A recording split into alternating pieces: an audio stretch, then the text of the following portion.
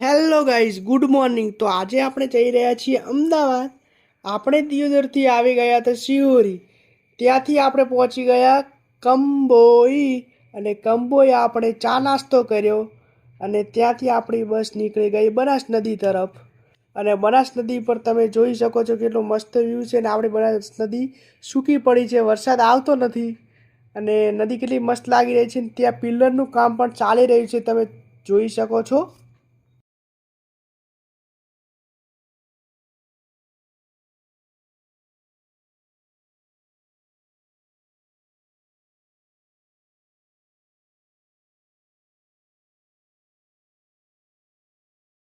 ત્યાંથી આપણે પહોંચી ગયા છીએ સરસ્વતી નદીએ, અને જે સામે મંદિર દેખાઈ રહ્યું છે આનંદેશ્વર મહાદેવ મંદિર છે. અને નદી કેટલી મસ્ત લાગી રહી છે.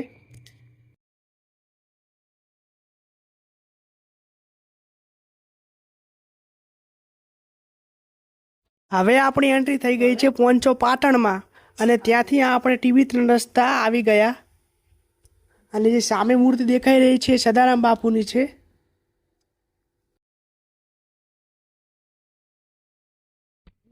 ત્યાંથી આવી ગયા સિદ્ધપુર ચોકડી થઈને પાટણના જૂના બસ સ્ટેન્ડમાં.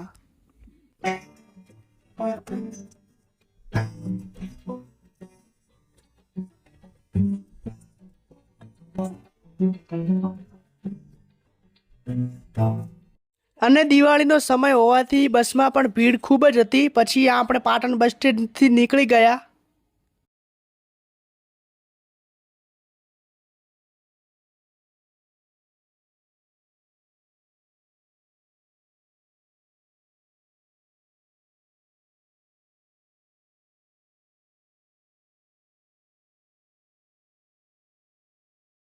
ત્યાંથી આવી ગયા ચાણસ્મા બસ સ્ટેન્ડમાં, અને ચાણસ્મા બસ સ્ટેન્ડથી નીકળ્યા.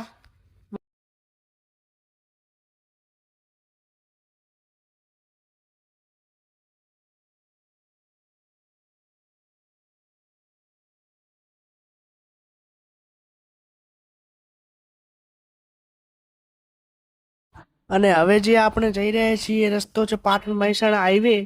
અને રસ્તામાં વ્યૂ ખૂબ જ સરસ આવી રહ્યો છે.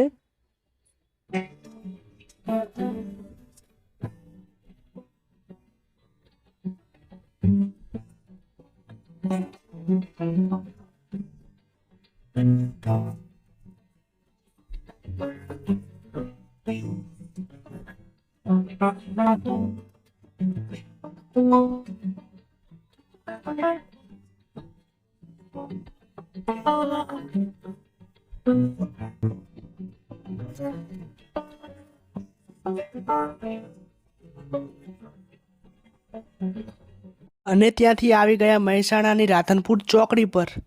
તમે જોઈ શકો છો કે હું ભીડના કારણે કેવો બેઠો છું. હવે આપણી બસે ટર્ન લીધો મહેસાણા બસ સ્ટેશનમાં. ગાઈસ, સામે જે મંદિર દેખાઈ રહ્યું છે એ કયા માતાજીનું છે કોમેન્ટ કરીને જણાવજો.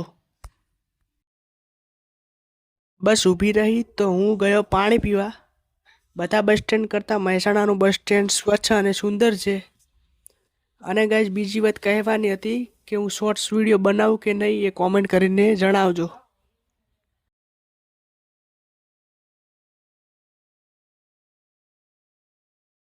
ત્યાંથી આપણી બસ નીકળી અમદાવાદ તરફ.